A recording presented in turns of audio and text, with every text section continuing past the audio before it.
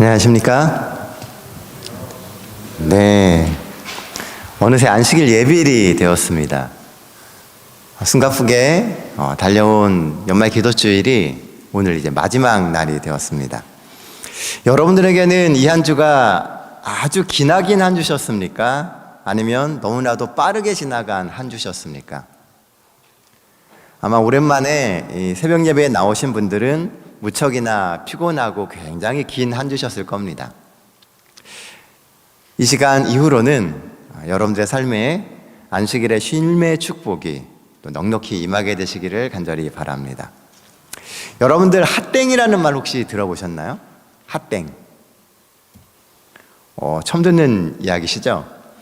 요즘 교회 다니는 초중고생들이요, 학교에서 급식을 앞에 놓고 하는 기도가 핫땡이라고 합니다. 핫땡이 요즘 아이들이 많이 쓰는 이렇게 줄임말이거든요. 뭐의 줄임말일까요? 하니까 하나님일 것 같죠. 그리고 땡은 땡큐입니다. 하나님 땡큐, 그러고선 아이들이 식사를 한다고 합니다. 뭐가 그리도 바쁠까요? 기도할 시간도 부족하고 예배를 드릴 시간도 부족합니다. 이 이야기에는 오늘날 성도된 우리가 좀 생각해 봐야 할 여러 가지 문제들이 복합적으로 들어 있습니다. 세상을 살아가면서 그리스도인 된 우리는 해야 할 일들이 참 많습니다. 구제와 봉사도 해야 되고 교회의 각종 프로그램에도 참여해야 합니다. 또한 요즘에는 가족과도 시간을 많이 보내야 합니다. 다 중요하고 다 소중합니다.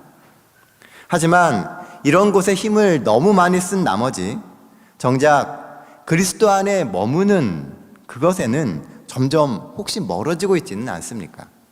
너무 바빠서, 너무 할 일이 많아서 하나님과 교제하고 예수님을 생각하는 시간, 또 예수를 닮아가는 그 시간에 우리의 삶을 얼마나 투자하고 있는지 한번 생각해 볼 필요가 있습니다. 이 시간 나의 마음의 우물을 한번 들여다보게 되시길 바랍니다. 계속 성령의 생수가 흘러 넘치는지, 아니면 조금씩 메말라서 바닥을 보이고 있지는 않은지 한번 살펴보게 되시기를 바랍니다. 청년에게 보내는 기별 135페이지에 보면 이런 말씀이 있습니다. 하나님께서는 매우 급하고 복잡한 활동을 결코 강요하지 않으신다. 많은 사람들은 인자하신 하나님 아버지께서 결코 그들에게 지워주지 않으신 책임들을 스스로 떠맡고 있다. 하나님께서 그들이 행하도록 결코 계획하지 않은 의무를 서로 다투어가며 미친 듯이 따라다닌다. 하나님께서는 우리가 과도한 책임을 짐으로 과로하게 되어 마음과 정신이 피곤하게 되고 화를 내고 초조하며 잔소리를 하게 될 때 하나님의 이름을 영화롭게 하지 못한다는 것을 깨닫기를 원하신다. 우리는 하나님께서 우리에게 주시는 책임만을 감당하고 주를 신뢰하면서 우리의 마음을 순결하고 아름답고 동정적이 되도록 보존해야 한다. 이 말씀은 굉장히 울림이 많은 말씀입니다. 정말 바쁘게 살아가고 있는 우리의 삶인데, 사실 정작 우리가 바빠야 할 때에는 바쁘지가 않고 엉뚱한 데 많이 바쁘고 있다는 겁니다. 하나님이 우리에게 맡겨주신 그 일만 감당하고 그 일에 최선을 다해야 함에도 불구하고 우리는 엉뚱한 데 너무 바빠서 도리어 하나님과 교제할 수 있는 시간을 잃어버리고 있다는 것이죠. 오늘 기도주일을 마치며 이 마지막 새벽 말씀으로 함께 은혜를 나눈 말씀은 요한복음 13장 2절에 있는 말씀입니다. 다 같이 말씀 찾겠습니다.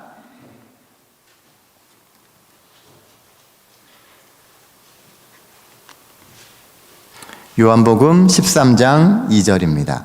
자, 같이 읽도록 하겠습니다. 마귀가 시작. 마귀가 벌써 시몬의 아들 가롯 유다의 마음에 예수를 팔려는 생각을 넣었더라.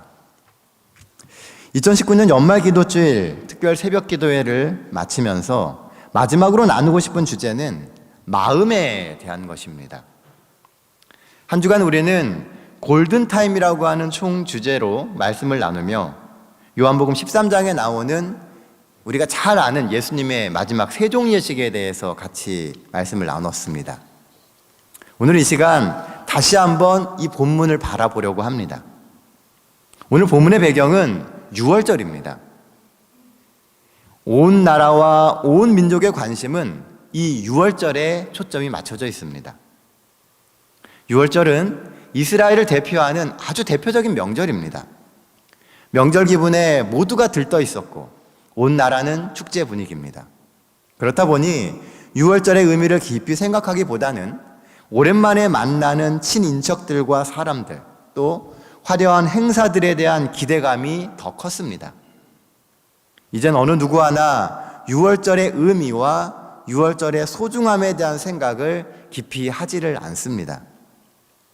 바쁘게 반복되는 삶 속에 신앙은 무뎌지고 모든 관심사는 현재의 삶을 어떻게 살아가느냐에 맞춰져 있습니다. 이제 이스라엘 사람들에게 유월절은 그저 하나의 명절이고 축제가 되었습니다. 그 유월절이 상징하는 의미를 안다고 이야기하지만 그들이 피부로 느끼는 유월절은 그저 명절이고 하나의 축제일이 되었다는 것이죠. 그러던 중 안식일이 다가왔습니다. 그런데 이 안식일마저 이젠 유월절보다 더 일상적인 시간이 되어버렸습니다. 그저 매주 돌아오는 안식일입니다. 안식일의 의미와 거룩함, 그런 것은 이미 삶에서 사라진 지 오래라는 것이죠. 안식일은 그저 내가 얼마나 충실한 신앙인이며 거룩한 사람인지를 증명하기 위한 일종의 의무 방어전과 비슷한 매우 일상적인 시간으로 전락해버렸습니다. 그래서 유월절과 안식일로 들어가는 그 시간, 모든 사람들도 제자들도 마음 준비가 되어 있지 않았습니다. 바로 이 부분이 오늘 우리가 나누고 싶은 말씀의 핵심입니다. 오늘 본문이 되는 2절 말씀에는 마귀가 가롯 유다의 마음에 예수를 팔려는 생각을 넣었다라고 기록하고 있습니다. 우리는 이 부분의 말씀에 많이 집착합니다. 마귀가 가롯 유다의 마음에 예수를 팔려는 생각을 넣었구나. 그래서 유다가 예수를 팔았구나. 예수를 판다는 게 뭘까요? 제가 지난 수요일에도 말씀을 드렸었지만 예수를 판다는 것은 예수 대신 다른 것을 선택하는 것입니다. 그저 예수를 내어주는 것이 예수를 파는 것이 아니고 예수님 외에 다른 것을 선택하는 모든 것이 예수를 파는 것입니다. 유다는 돈 때문에 예수님을 팔았습니다. 그 순간 돈이 예수보다 훨씬 가치 있었다는 것이죠. 또한 예수님께서 말씀하신 대로 순종하지 않는 삶을 선택하는 것도 또한 예수를 파는 것입니다. 오늘 우리가 무엇인가를 예수님보다 더 소중하게 생각하고 예수님보다 우선해서 뭔가를 한다면 바로 그 순간 우리는 예수님을 팔고 있는 것입니다. 매일의 삶에서 믿음의 길이 아닌 마귀가 넣어주는 생각, 욕심, 질투를 선택하는 모든 것이 예수를 파는 것입니다. 오늘 우리의 머릿속에는 무엇이 가득 차 있습니까? 여러분들의 머릿속을 꽉 채우고 있는 그 생각이 무엇입니까? 그 생각이 예수님을 향한 생각이 아니라면 어쩌면 오늘 우리는 예수님을 믿는다라고 이야기하지만 매 순간마다 예수님을 팔고 있는 것일 수 있는 것입니다. 우리가 이 땅에서 여전히 선악의 대쟁투 가운데서 사는 한 우리는 계속해서 이런 시험의 순간에 놓일 수밖에 없습니다. 그런데 진짜 문제는요, 이런 시험이 있다는 것이 아니고 그런 시험을 떨쳐내고자 하는 결심을 하지 못하는 데 있다는 것입니다. 세상의 그 어떤 시험도 우리가 마음으로 동의하지 않으면 그것은 시험이 될 수 없습니다. 그런데 그것이 시험이 되고 우리를 무너뜨리는 이유는 우리가 늘 마음으로 그 시험에 동의하기 때문에 그래요. 그 시험에 들어가고자 하고 그 시험을 인정하고 마음에 받아들인다는 것이죠. 그럼 우리는 왜 그 시험을 이겨내지 못할까요? 우리가 자주 우리의 마음을 돌아보지 않기 때문에 그렇습니다. 하나님의 음성을 들으며 내 마음을 바로 세우려고 하는 그런 마음가짐을 갖지 않기 때문에 수시로 들어오는 그 생각들이 우리의 머리를 지배하고 우리의 삶을 지배하고 결국 그 시험 가운데서 살아가게 우리가 동의한다는 것이죠. 자주 마음을 들여다보며 무너진 신앙을 다잡고 새롭게 마음가짐을 바로 세울 수만 있다면 우리는 그 모든 시험의 순간 예수를 파는 그 마음을 떨쳐버릴 수 있습니다.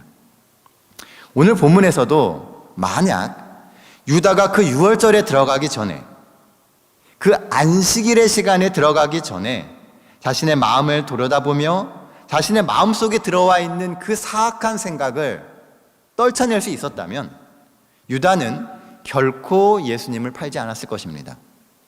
그러나 그 예비일에 자신의 마음을 돌아보지 않고 자신의 마음속에 있는 그 모든 생각들을 그냥 실행에 옮겼기에 되돌릴 수 없는 실패를 하고 만 것입니다.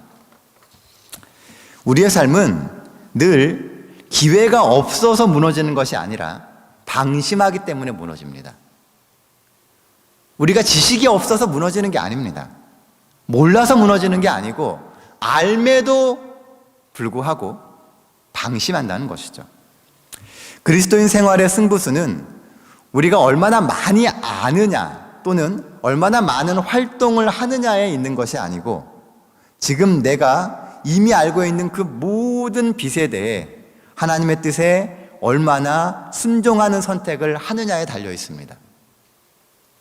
우리는 내가 이루는 이 활동이나 지식의 양이 우리를 좋은 그리스도인을 만든다라고 하는 잘못된 착각에 자주 빠집니다.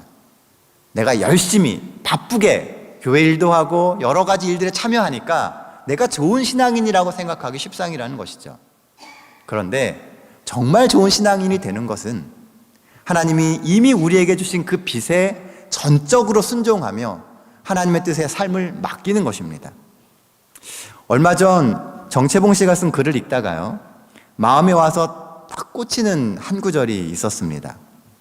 그 구절은 이렇게 쓰여 있었습니다. 쇠에서 나온 녹이 쇠를 상하게 하듯이 나의 교만이 나를 망친다. 그 탄탄했던 쇠가 녹이 슬기 시작하면요, 그 쇠에서 나온 그 녹이 쇠덩어리를 상하게 만듭니다. 마찬가지로 단단해 보이는 나의 삶에, 나의 신앙에 교만이 나를 망친다는 겁니다.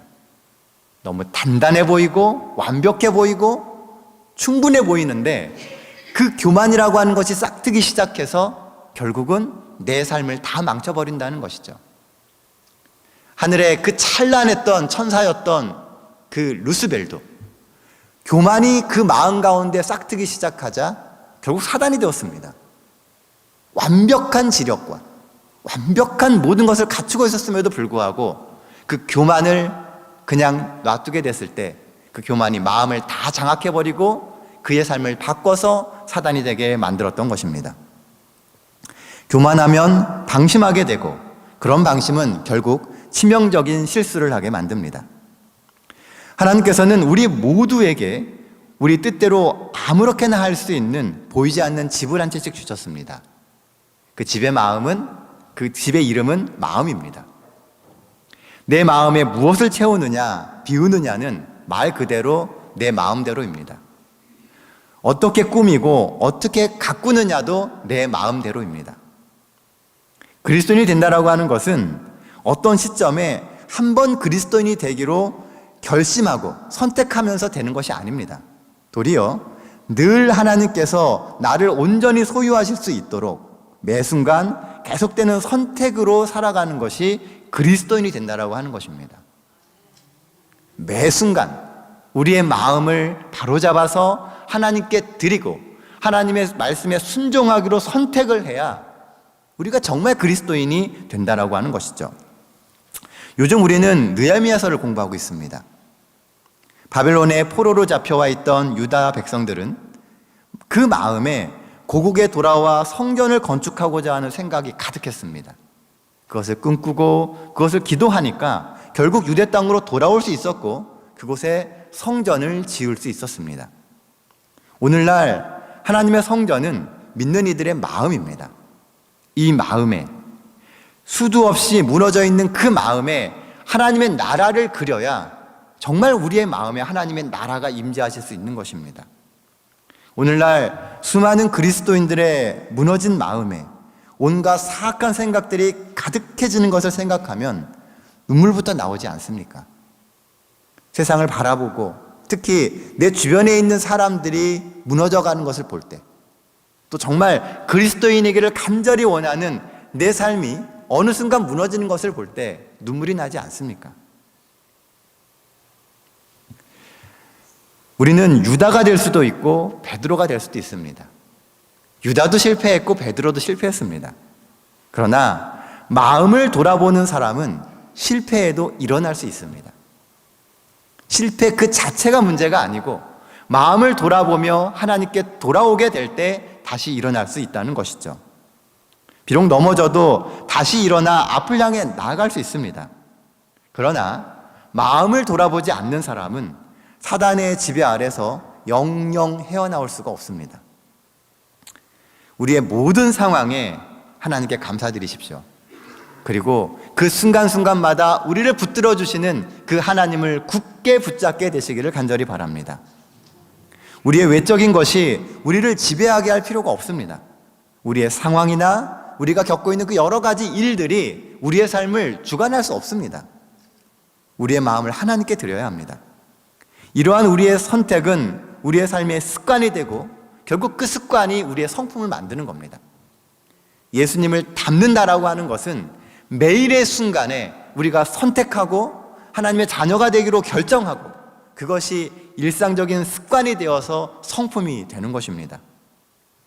사랑하는 성도 여러분, 여러분들의 마음의 우물을 들여다보십시오. 내 우물에는 늘 예수님의 모습이 비춰지고 있는지, 아니면 사단의 쓴물이 계속 우리 속에 예수님의 모습을 흐리게 하고 있지는 않은지 분간해야만 합니다. 시대소망 645페이지에 이런 말씀이 있습니다. 시대소망 645페이지입니다. 그 사랑의 강권하는 능력을 유다는 느꼈다. 구주의 손이 더럽혀진 발을 씻기고 수건으로 닦으시는 그 순간 유다의 마음은 즉시 그의 죄를 회개하려는 충동으로 떨렸다. 그러나 유다는 자신을 낮추려고 하지 않았다. 그는 회개하지 않기로 마음을 굳혔다. 잠시 동안 사라졌던 옛 충동이 다시 그를 지배하였다. 예수님께서 발을 씻기시는 그 순간 유다의 마음이 움직였습니다. 예수님의 사랑이 그 마음을 만져주셨고 유다의 마음에 죄를 회개하려고 하는 그 충동이 생겼습니다. 그러나 유다는 회개하지 않기로 마음을 굳혔다라고 이야기합니다. 결국 누가 결정한 거예요? 유다가 결정한 겁니다. 그래서 유다가 예수님을 팔 수밖에 없었던 것입니다. 마음의 우물을 들여다보고 주신 그 기회의 마음을 붙잡으십시오. 우리는 지난 한 주 기도주일로 말씀을 듣고 또 기도했습니다. 지난 한 주 우리의 마음을 붙잡았던 성령의 음성이 있습니까? 하나님이 여러분들에게 말씀하시고 여러분들의 마음을 동하게 하셨던 그것이 있습니까? 그 말씀을 꼭 붙드십시오. 믿음은 하나님의 임재와 협력하려는 우리의 의식적인 선택입니다. 하나님이 우리에게 주시는 그 마음, 그 말씀을 의식적으로 붙잡는 것이 믿음이에요. 상황이 돼서 따라가는 것이 믿음이 아니라 내가 뜻을 가지고 의지를 가지고 하나님의 말씀을 붙잡는 선택이 믿음입니다. 이 아침 하나님의 임재에 마음과 모든 뜻을 드리기로 선택하십시오. 돌이켜 이 한 주간 우리의 마음에 들었던 결심과 각오를 믿음으로 붙들고 삶에 실천하게 되시기를 간절히 바랍니다. 이렇게 또 한 해가 흘러갑니다. 예수님의 재림은 이렇게 한 해가 또 가까워졌습니다. 재림을 고대하며 예수님의 인도하시는 그 음성에 따라 늘 예수님과 함께 동행하는 삶을 살아가시는 우리 대학교의 모든 성도님 되시기를 간절히 바랍니다. 2019년 우리가 지나왔던 그 많은 순간들이 비록 실패하고 넘어지는 순간이 있었다 할지라도 이 순간 다시 회개하며 하나님을 붙들고 인도하시는 하나님의 뜻에 우리의 삶을 전적으로 드리기로 결심하시는 우리 대학교의 모든 성도님 되시길 바라며 2019년 연말 기도주일 새벽 기도의 말씀을 마치도록 하겠습니다.